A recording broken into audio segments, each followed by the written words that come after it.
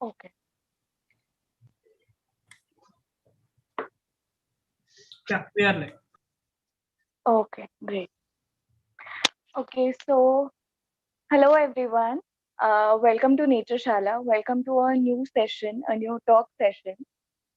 We have named this webinar, but it's not really a webinar. It's more like a chat. It's like a fun talk with people who are into great research into some very interesting topics. So I will give a really short introduction on Nature Shala. Nature Shala is a nature education platform.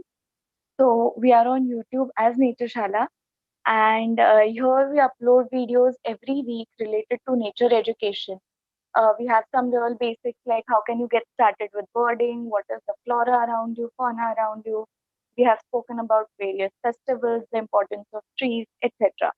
So you can find all of this on our channel, which is Nature Shala. Now today we have a very amazing guest. We have the founder of the Nature Library. He is Karan Jadhwani, and his today's topic is going to be about how to raise sustainable families. Sustainability is really important today. Like we see so many instances happening, so many things happening on our day-to-day life. Like the most recent has been the landslide incident, and again that was a result of climate change that has happened over so many years. So, to avoid all of this, one of the most important things is being sustainable, living sustainably. And so, raising sustainable families has now become the need of the hour. And without further delay, I would like to call Karan. Hi, Karan. Very good evening.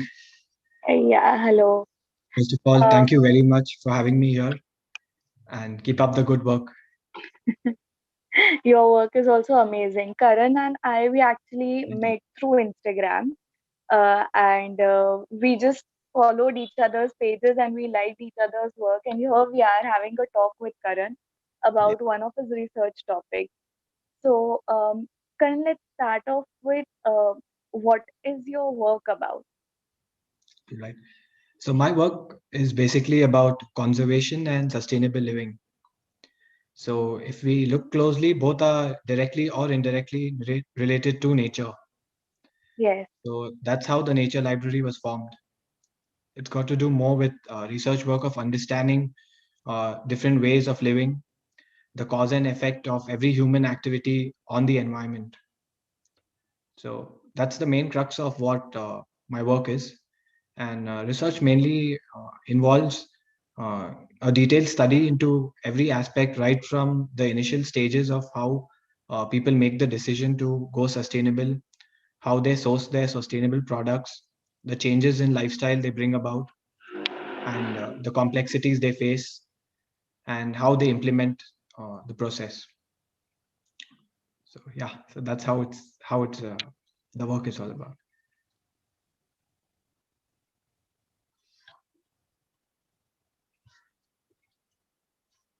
That is really great to know. And like even we are into conservation and introducing technology into this. So that is something that we have been into since college. Like we liked bird watching, and that's how we started. That's how we developed an interest towards the environment. So, what has been your journey? What's your story? What has inspired you to take this path? So that's a very interesting question. So, just like you mentioned, my journey with nature also began probably as early as the 90s. Uh, so, we lived and grew up in a joint family where we had a garden in the backyard of the house. So, we did spend a lot of time there. So, that's where I could probably relate to the first connect with nature, where it all began. So, we had a mango tree, and then we would make artificial tailor bird nests and wait patiently to see if birds come and occupy the nest. So Wow. since then, of course, things did evolve and grow with time. We adopted the street dogs in the neighborhood. We took care of the cats. So a lot of biodiversity interactions happened then. And so we are four siblings, and each of us have our own connection with nature. And it probably Wow. came down Okay. to us from our grandparents. and now each of us are building on it in our own way. That's amazing. Uh, and now, you have been doing this research on raising sustainable families. That's what we spoke about. So the entire series, Path Less Traveled, basically is the main idea that the research that is going on out there should be explained or should be known to everybody so that Right. all of us benefit from it. All of us benefit from it, and eventually the environment benefits from it. Right. So, if you had to explain your research to all of us here, so how would you explain to it? So before I get on with explaining my research, let me just give you a small gist of what sustainable living really is. Yes, So, in the most basic sense, sustainable living is living your day-to-day life, doing everything you do, keeping the environment and nature well-being in mind. So every step from when we wake up in the morning till when we go to bed at night, the entire day, every human activity has a certain carbon footprint attached to it. We are consumers of products since we wake up till we go to bed. And many of these products do have a direct or indirect impact on the environment. And over the last few decades, if we observe closely, this we've seen the highest level of consumerism, maximum products, maximum quality, maximum variety, maximum shopping avenues. So all of this has led to progress in a sense, but it has also damaged every aspect of the environment in one way or the other. So now the way we live creates a direct or indirect impact on the environment. So when we talk of sustainable living, we live in those ways which reconcile environmental growth, well-being, and individual liberty. So our needs are met keeping the environment in mind. So that's what the whole premise of sustainable living is. So the whole research of raising sustainable families started to understand different ways in which people practice sustainable living. So it's not necessary that uh, if X practices sustainable living a particular way, Y would also practice it in the same way. Because sustainable living is inspired by nature, it is very flexible, very patient, and kind.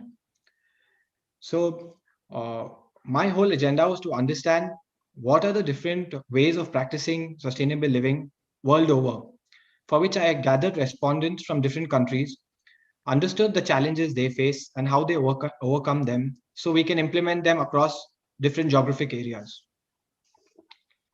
So, for that, we use research methodologies and stuff, put everything together, uh, in place the solutions of one area in the other. So groundwork of one helps the other. So that's what right, the whole objective of the research was, to help people live or raise more sustainable families. right, right, And as the end result, we look at bringing back an ecological balance through our consumption patterns. correct. Uh, w- can we start with your presentation? Yes, so we can go into. Okay. Uh, yeah, can we If have you could the share the presentation, we could start. yeah, can we have the PPT on screen? Okay, Right. So this is the nature library what we have set up. So it's not just a virtual space; it's a real space located in Bangalore, where we work around the different areas, as I explained to you, of conservation and sustainable living. So first, let's understand the golden rules of sustainable living. So if you or any of your circles or friends wish to start the culture of sustainable living or bring up a sustainable family, the first thing we should understand is the three main rules to follow. So I have made a small abbreviation to it to keep in mind so it's easy to remember. So PIK would be the short for it. So the first thing it says sustainable living is patient and slow. The next being sustainable living is 100% doing people doing things imperfectly. And last being sustainable living is kind. Now, each of these three rules have broad line descriptions about it. So we'll look at each one individually, starting with the first one. If we could have the next slide. So sustainable living is patient and slow. Since it is nature inspired, when you see a tree or you see when you plant a seed, if you notice, it doesn't grow overnight. It takes its time. It grows through stages. So sustainable living in a similar way takes its time, and it is not meant to develop overnight. What happens when one changes their lifestyle pattern overnight is it creates some amount of irritation or discomfort. So the whole premise of sustainable living is based on one step at a time. Like we take one change at a time. That's what the second point is. And the last step is, if you are living a particular lifestyle now, you choose one particular path. Like we've as we go ahead in the presentation, you will realize there are steps a man can take, a woman can take, children can take, senior citizens can take, sustainable living for pets. It's all pervasive. The whole family gets involved in it. So what we can do is everyone looks at their best ways of contribution to the family and grows their own. So that's the first uh, step in sustainable living. The second being it is imperfect. Now, generally, there is a common notion to believe that sustainable living is a lot about perfection. But contrary to popular belief, it is not. We don't need 100% people doing everything or living 100% zero waste lives. It is everyone coming together and doing things in their best way. This too is inspired from nature again. If you look at a forest or a garden or even a park, you see a number of trees. Not all of them are of the same height or of the same appearance. Every tree grows in its own way. Similarly, every human being is free to practice sustainable living in their own way. So it is not imposing to be done in one particular way. So if X is cycling to their office in order to reduce consumption of fuel or pollution, it doesn't mean or it not doesn't necessarily impose the conditions on Y and Z to also cycle. So people work around sustainability on best effort basis. So that's what sustainable being imperfect means. Last, being sustainable living is kind. Being inspired by nature, it is giving and sharing. So uh, sourcing plays a major role in sustainability. Every product has a sustainable alternative today, whether it may be a soap, it may be a shampoo bar, it may be a water jug, a plastic bottle. There are alternatives for every product today.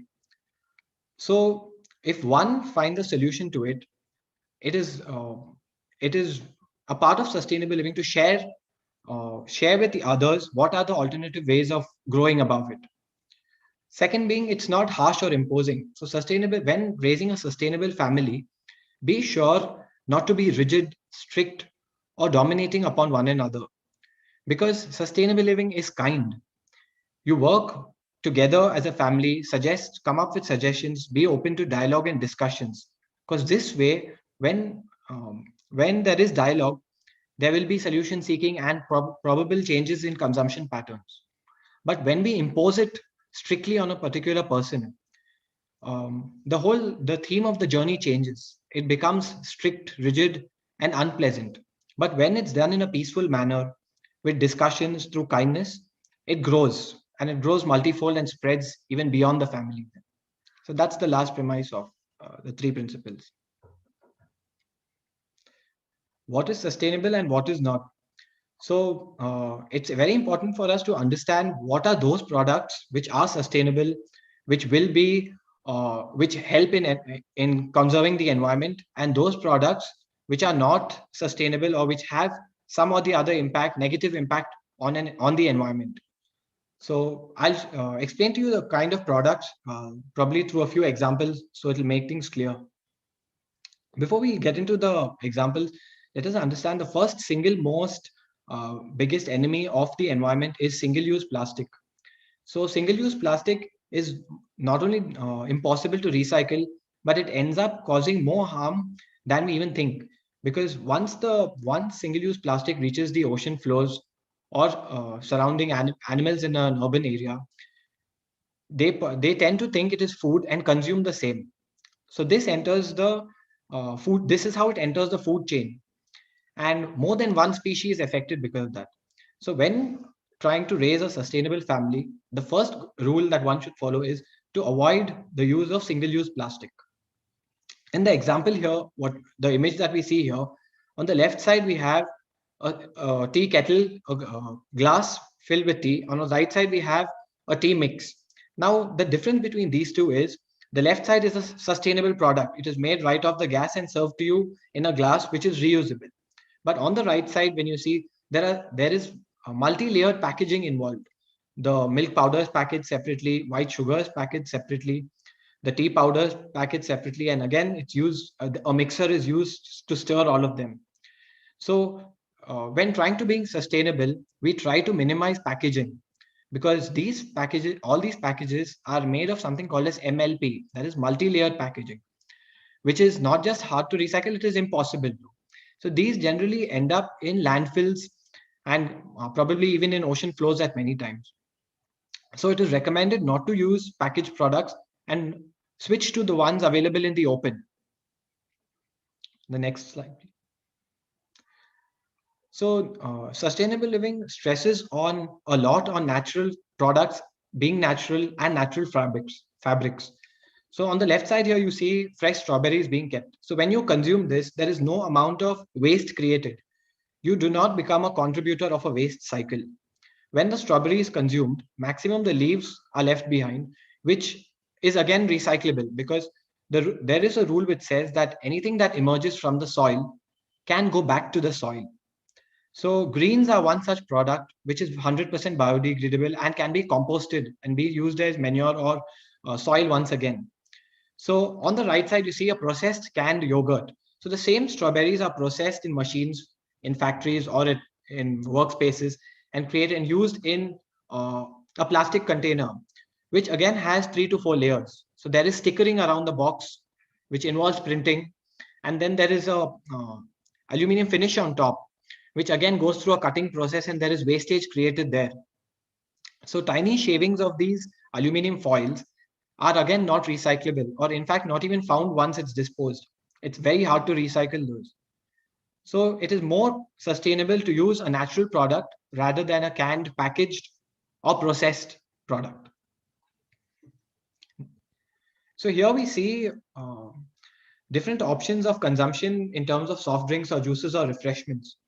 So if we go back time in the earlier days when plastic wasn't created, people used Coke 10. People led to consumption of coconut water, fresh fruit juices, sugarcane juice, so which were naturally processed there and then.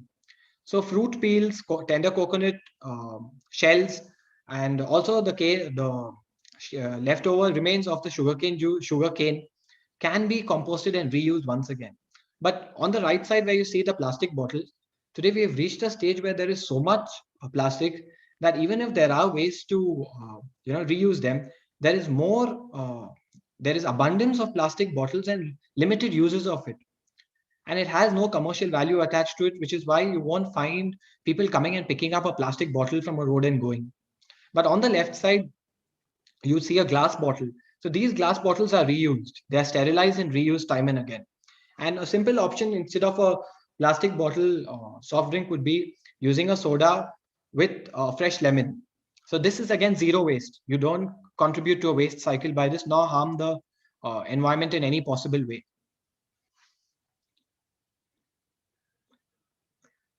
Next in consumption patterns or going sustainable is sustainable shopping. So when we visit a store, you see a whole range of products packaged in fancy wrapping. Most in today's competitive world, every brand is trying to be more presentable than the other.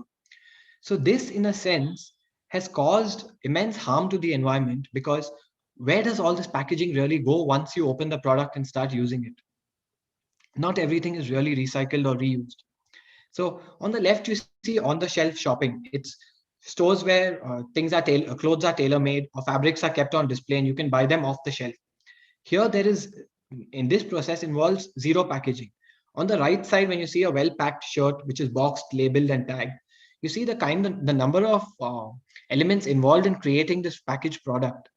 So around the collar of the shirt, you'd find a plastic layering. You'd find a labeling with a brand. You'd find tags to attach those labels to the shirt. You'd also find a number of plastic pins used to hold the shirt together. and finally the plastic packaging to seal the box, seal the shirt.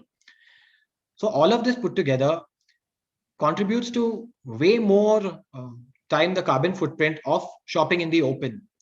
So another principle of sustainable living is to buy unpackaged and buy in the open rather than packaged form. The next product we see here is it. This image would encourage us to shift to more sustainable daily use products. Now, simple products like daily cleaning detergents, agents, all of them come in plastic containers, which have synthetic contents in them, like a dishwasher or a toilet cleaner, is made of numerous chemicals coming together. So no one is really going to use those bottles time and again. So people would rather prefer disposing them, right? So you won't find people storing all those in their house. Something as simple as a soap.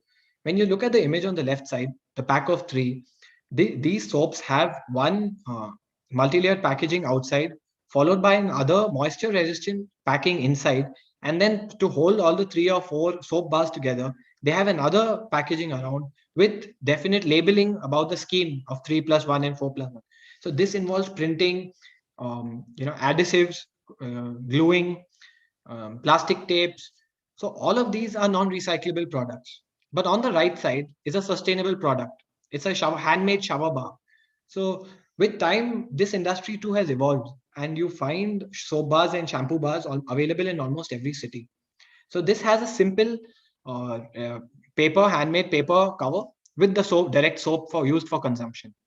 This paper again can be recycled. So if you shred a handmade paper or a recycled paper into tiny pieces and put it in a indoor plant or even in a pot outside, you'd see over a period of time it decomposes and becomes one with the soil, thereby not creating a negative environment impact. So it is more sustainable to shift to handmade soaps, shower bars, and shampoo bars rather than buying the commercially available ones. Next slide. So in terms of consumption, as I told you earlier, sustainable living stresses a lot upon usage of natural fabrics. So on the left side is a aluminum or steel nar, what is called in local language, used to scrub vessels. So now if you look at the picture carefully, there is a printed sheet of paper behind upon which the product is placed, and there is again plastic packaging on top of that. Now to hold all this together, there are adhesives used again. So this again contributes to so many forms of non-recyclable products which end up in landfills or in ocean flows again. But on the right side, what you see is a natural fabric. It's called coir. It's made of coconut fibers. So as much as you use these products, you know that they are going to wear out in some time. Even the steel one, even the coir one. But the chances that the coir one can harm any element of of ecology is very minute, whereas man-made processed and synthetic products have higher chances. Like if, for example, tiny pieces of the steel nar end up going through your sink and going into the water, the main water distribution channel or waste segregation area, there are microorganisms that exist there who may consume the steel or the aluminum nar. Similarly, if a coconut fiber enters, it wouldn't cause as much harm as it would from steel. So it is more recommended or preferred to use a natural fabric even for day-to-day product cleaning purposes. Next slide, please. So here we see sustainable packaging. So the packaging industry has been age-old and been existent since generations now. So with time, what has happened with demand increasing for a more presentable wrapper, industries have delved into coming up with 3D printing of gift wrapping papers and non-tearable plastic wrappers. And then below that, you see a gift wrapped in cellophane paper and use plastic ribbons around it. So these are hazardous to the environment in many ways. But on the right side, you do see today we have sustainable options of packaging. These use simple components such as recycled paper, handmade designs, coconut thread, and if you see below, you'd see an acorn from a tree being used as a decorative article. So everything that nature generates, nature is capable of taking back. So it is more preferable to use sustainable packaging or even avoid packaging as far as possible while raising sustainable families. So those were examples of what is sustainable and what is not. So by now, I'm sure people will have a clearer understanding of what products to avoid and which ones to choose. Now, when we talk about raising a sustainable family, it is not a one person initiative. It involves the whole family coming together.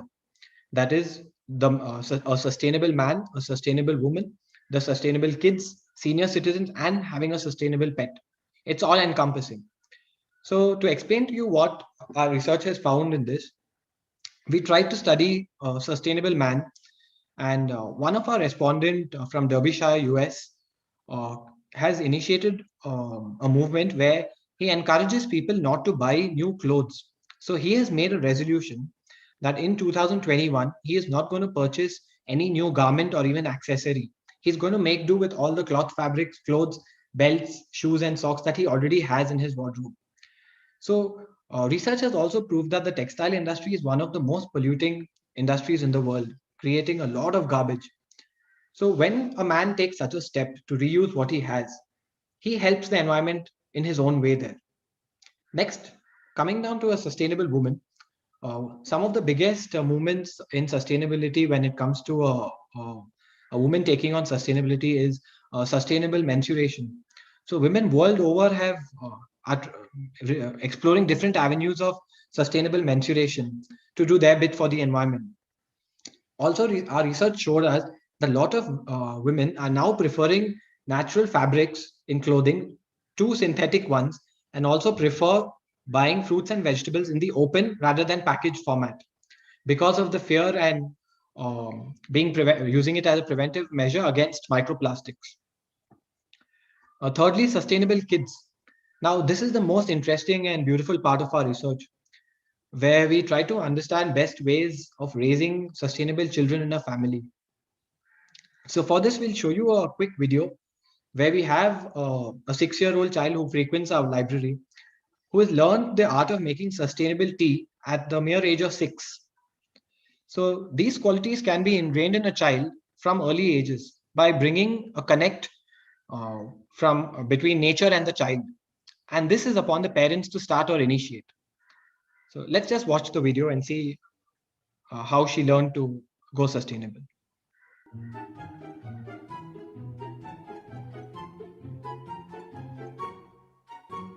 Hello everyone. Today I am going to make Ajwan tea. Ajwan tea takes away our cold and cough. This is the Ajwan plant. First you need to pluck a leaf and then go and wash it.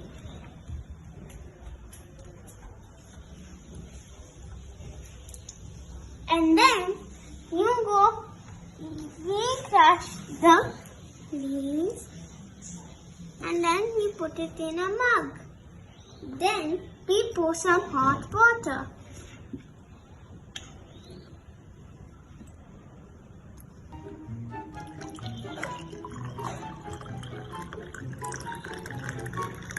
Let our Ajwan tea brew for 5 minutes. Thank you. Yes. So this video showed us how a child is being introduced to the world of sustainability. Now, something as simple as a morning tea involves so many components like a milk packet, water being used in it, the tea being heated, the tea leaves being brewed, the tea being served in cutlery, and then the remains of tea leaves being recycled. So, as a child, now being introduced to Ajwain tea, which is from pot to plate, the child knows that it is possible to make a tea without causing any harm to the environment. Now, this is just a small initiative at the age of 6 that one could incorporate. This grows with time. So it must start at a young age. Parents should encourage a child to live a more natural life. So this way, the whole journey of sustainability begins. And then, of course, it can develop and branch out in its own direction as the child prefers once they start aging. Next is sustainable senior citizens. Now, our research showed us that senior citizens were naturally more inclined towards using sustainable products as opposed to packaged products. Uh, it's probably for squares down to the patterns of living that they saw back in the days, which had lesser accessibility to plastic or lesser packaging and more of natural products. But the one possible initiative that one could take to raise a to focus on senior citizens in a sustainable family is to encourage them to use cloth bags instead of plastic bags. So in India, during the research, we found senior citizens found it more comfortable to use plastic covers because it was easily available, accessible, and easy to hold. Now, we cannot expect a senior citizen to understand the science behind microplastic. Some of them would, but on an average, majority won't. So it's important for us to make an effort to help the senior citizen understand in their own way how a plastic cover can cause harm to the environment. For example, a religious old lady could be explained in a way where if she believes that the cow is sacred, a sacred animal, it could be put up to her as a fact that these plastic covers once used are ending up on the streets, which the cow is mistaking for food and consuming. So thereby there is an understanding in the person that this plastic cover is doing harm. Here, while dealing with senior citizens, the approach is of paramount importance.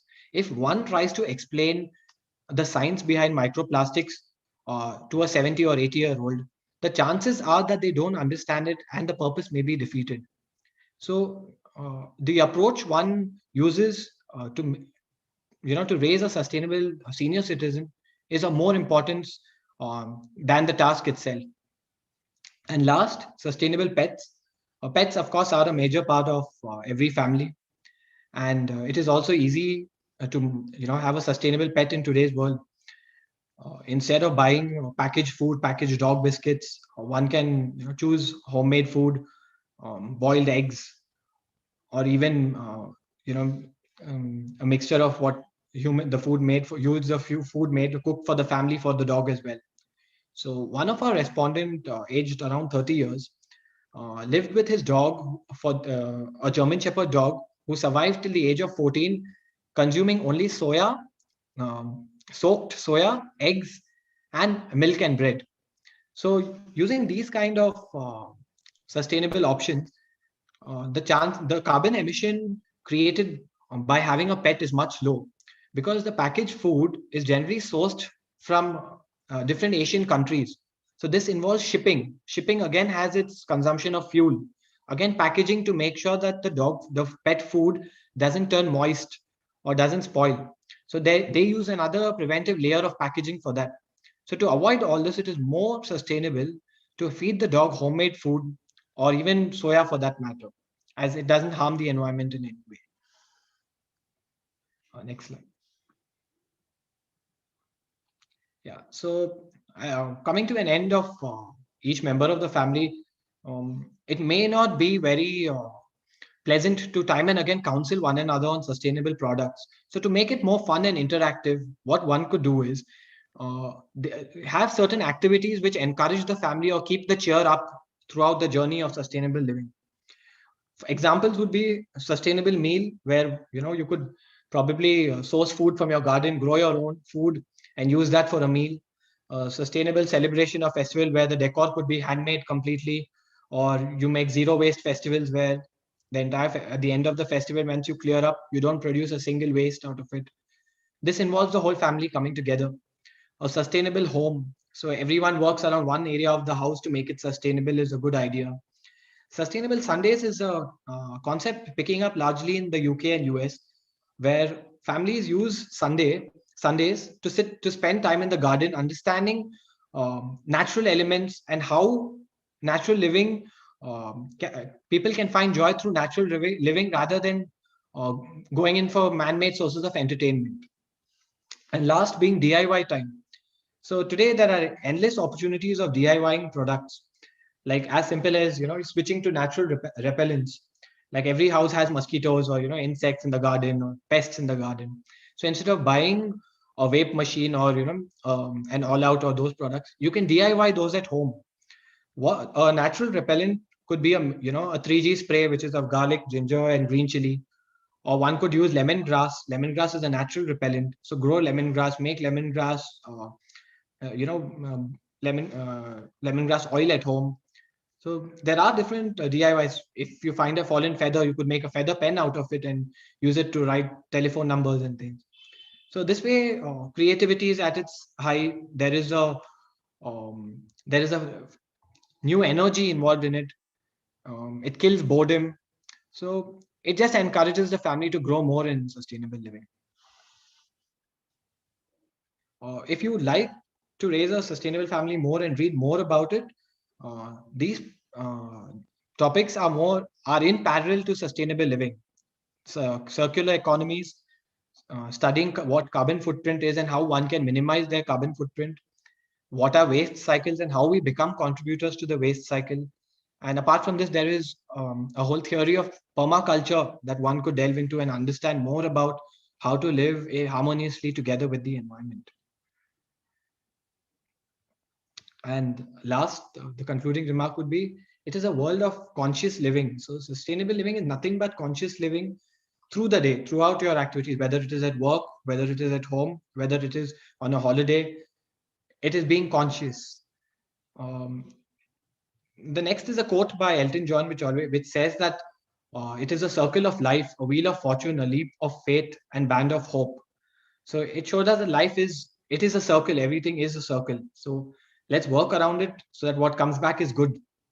And as contrasting as it may sound, we must go back to the future. So anytime in your journey of sustainable living, if you are stuck somewhere, like where do I get milk in a sustainable form? Go back to the past, because back then we were way more sustainable. So there are milk bottles. Milk used to be sourced in glass bottles without plastic covers. So similarly, a lot of answers to questions in sustainability lie in the past. So just going back and understanding how our grandparents dealt with it would probably find answers. Thank you.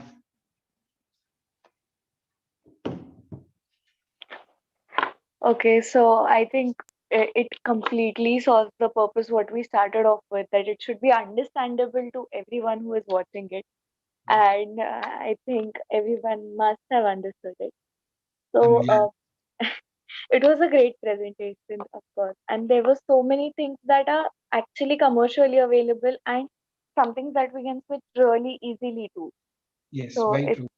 it's really great to know that we have so many options to go sustainable.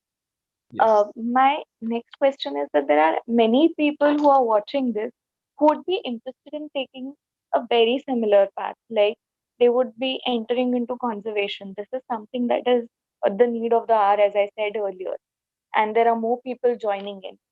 So, what would be your message, or what is your suggestion, fun advice that you would like to give to them who are going to join on this path or who are thinking on these lines?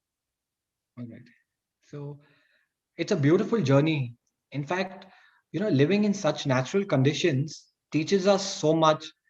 We tend to value life much more than what we would earlier. So it's a very fulfilling journey. So if anyone is interested, I think they should start off right away. So we've come up with this 5 point mechanism where for beginners who want to start a sustainable journey or who want to get into conservation. So these are basic things that one can do sitting at home or living their existing routine life and work life. So we just play that video to show them the 5 basic changes they could make to start off and then take off from there.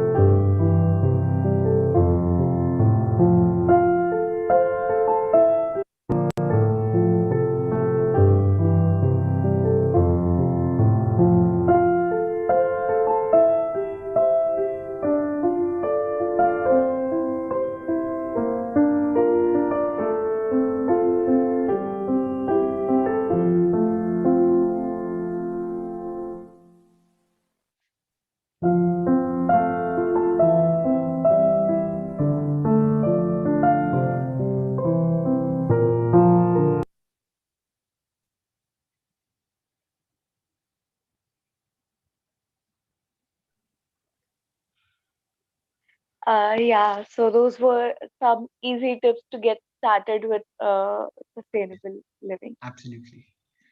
So these are Uh, things I- that, I mean, it doesn't take much to start off. It's just the right, willpower. exactly, true, very true. When you started off, because this is something that we are all into full time. So when you started off, were there any challenges that you faced, and what were those? How you overcame it? We would like to know about. Okay. So yes, like everything in life, this too came with its share of challenges. So I think the biggest challenge that one faces in, once they enter the journey of sustainable living is uh, time management, because Right, sustainable living goes along with your routine life. So you have another task to do. So yeah, managing time. And secondly would be sourcing. So because the products are not so easily accessible, I found it challenging to source these products. So they're not every product is not available everywhere. But with time, I think it has evolved, and more products are accessible in remote areas also today. right, And the other challenge would be emotional stigma. So a lot of people have certain emotions attached to certain products which they didn't want to shift from. So, working around that parameter was a little challenging. But I think, again, willpower is what it took to overcome it. So I think that's half the battle won if you have the willpower to overcome it. Rest, everything falls in place. that is you really well put it. That willpower is a real game changer everywhere. Yes, absolutely. Um, Now I think we can move on to the questions that our audience have right now Yes. for us. All right. So I have one question here. It says, um, so uh, they have there are brands that are promoting sustainable products, like you mentioned, a shampoo bar or a bamboo toothbrush. But the slight problem here is that these products are on the expensive end Right. compared to what we use on a very regular basis. So, if we don't want to go on the expensive end because maybe not a lot of people can afford them, but they want to do something, then what are the alternatives to these products, or what are the slightly affordable or economical alternatives? Right. So this is a very good question, in fact, because sustainable living was known to be very expensive since a while now.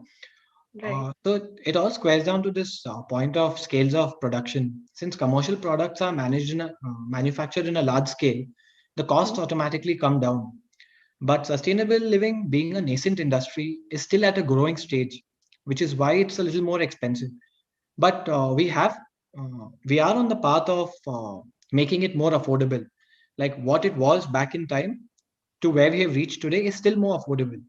And almost every other sustainable product is DIYable. So if something doesn't fit in your budget, you could DIY it. You could use an alternative, a homemade option. So those work out more reasonable. Alternatively, you can balance it out with another product. So, if you were investing X amount in a certain product, which is available for cheaper, you could compromise on your pricing there and invest more on a sustainable product here. So it's a lot about a balancing act, balancing money, time, energy, efforts, putting all of this together. Right. So you would find an answer to most products. And with technology in hand today, we are accessible to more areas to check of different options. So I think these things do help a lot. Right. Another one that we have is that we spoke of sustainable pets.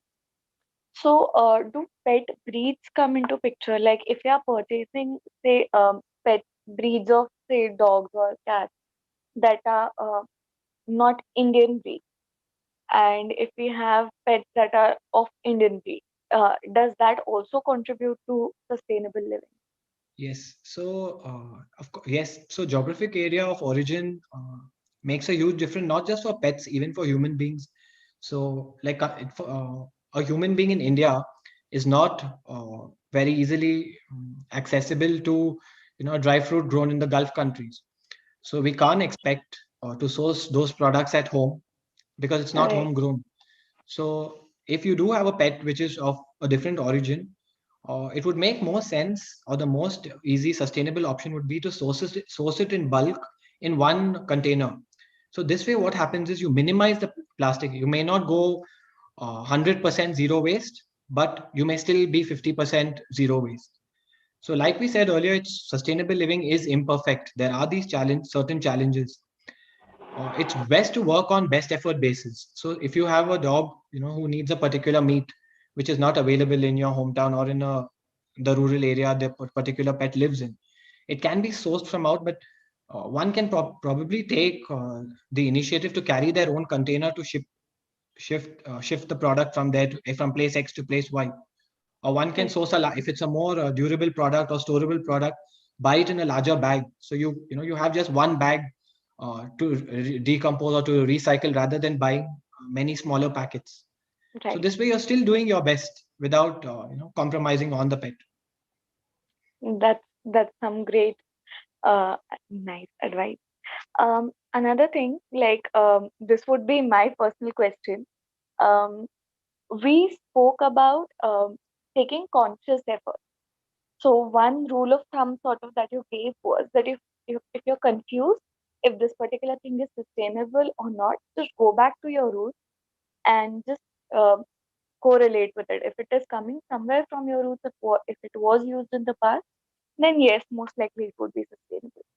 So I don't know how much you're into it, but do you believe that there is any link, or do you think is there any link between spirituality and sustainability? Of course, yes. That's a beautiful subject, in fact, to study. So I've had this beautiful example also when you mentioned challenges of that I face in sustainable living. So there Yeah. was this one day when we met this spiritual guru.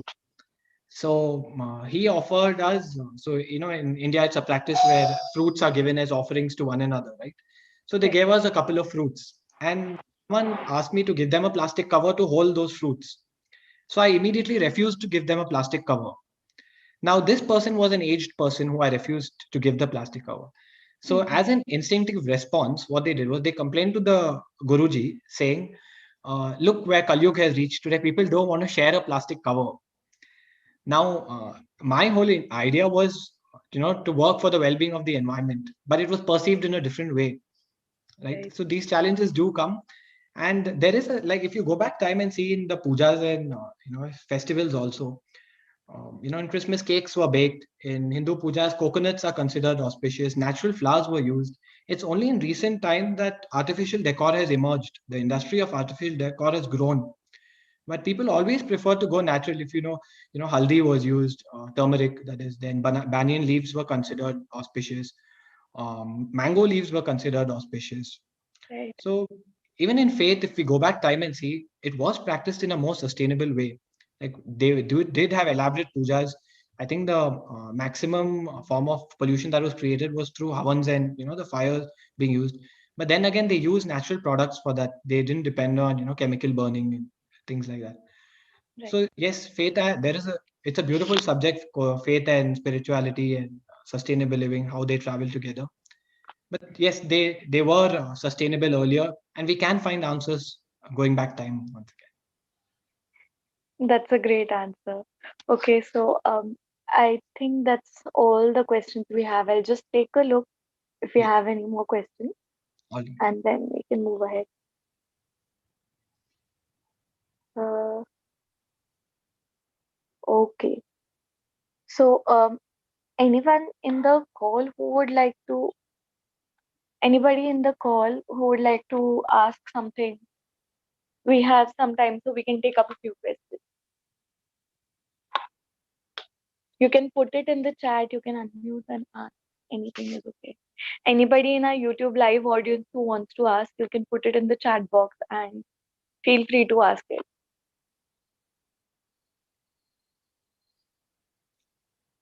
Yes, Okay. I think that's a good idea. The more open we are to discussion, the more Yes. solutions we would probably find. Yeah.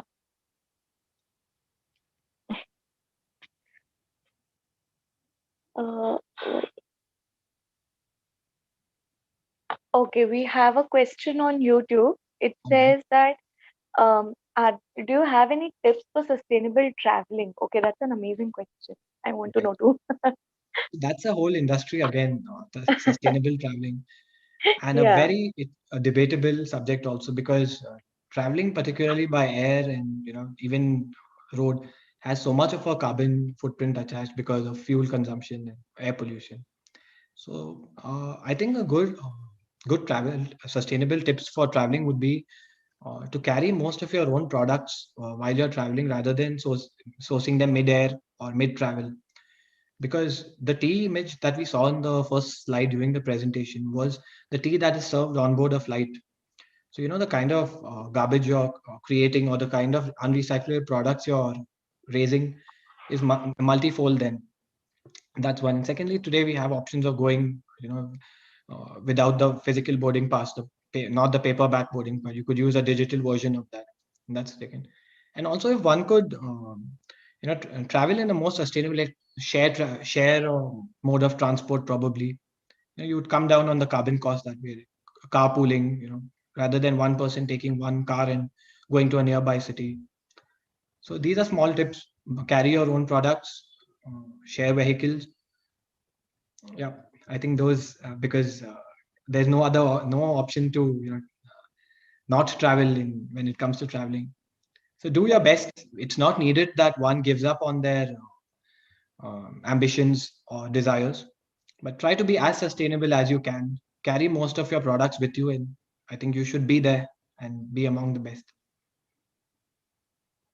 And I think usage of public transport would also make a huge difference in sustainable traveling, right? Right, right. Of course it does. So Yeah, because it's like it's as synonymous to carpooling, or traveling in multiple people using the same transport. So there's limited pollution or limited fuel burn there, as opposed to one person using one vehicle each. So, correct. and also there are sustainable travel locations and destinations also. So which are, you could probably first cover places which are close to your vicinity rather than traveling long distances. Like if you do want to scuba dive and you have scuba diving close to where you are located, you would want to use those consider those locations first rather than more distant ones. So that way you still Right, work on your best preferred basis. right, right. Forest for wildlife enthusiasts, go to forest located close to your vicinity rather than travel far away. So you will limit your carbon footprint that way. That's perfect. Um, yeah, I will just take a look at if there are any more questions. Uh,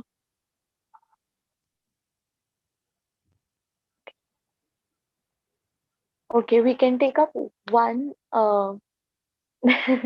one last question. Sure. So is sustainability bad for economy? Okay, so see, a very good question again. So sustainability is actually giving birth to a whole new economy. So if we look at it in a particular way, the future is going to be sustainable. So it's giving rise to a new economy. No doubt it's putting down one.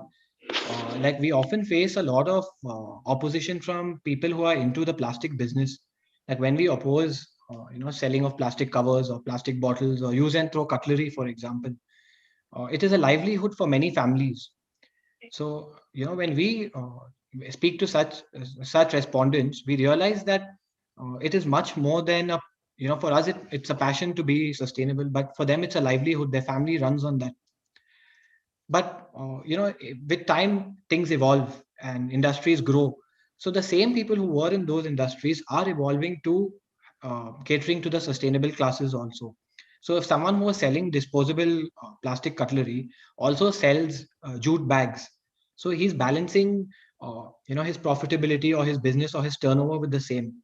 So as much as this industry, there's this rule of permaculture which says, when the rise of one, it will be equal to the fall of the other. So, but it's all a balance. So if one rises, the other one is fall. But the end result is going to be the same. So probably shifting to more sustainable businesses, a sustainable economy is what is in the future. Right. Yes, so that would be about it.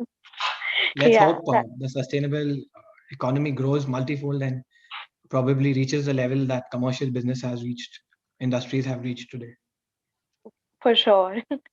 Let's hope that would happen very soon because that's really the need of the hour. And That's as you what all said, of us. even affordability would be met. That barrier Yeah, would also be broken because once more right. people want a product, demand is created, automatically supply will fall in place. Correct. Yeah, Yeah. that is true. So, that's all the questions that we had for today. All right. Uh, it was a really great session. It was really fun talking to you. Thank you so So, much. And I'm it was really mutual. glad that we met through Instagram. Otherwise, we wouldn't have. And Very true. Yes. yeah, so I'm really glad we met. We had this conversation. We'll have many more conversations ahead. Sure. Yes. And on the concluding note, I read a really nice quote, like something that you also covered. I read a very beautiful quote on Instagram. It said that sustainability is something that we need everyone to do sustainability imperfectly and not just one person doing it perfectly. Right. So Absolutely. it was an amazing quote, and which I think all of us can live by this.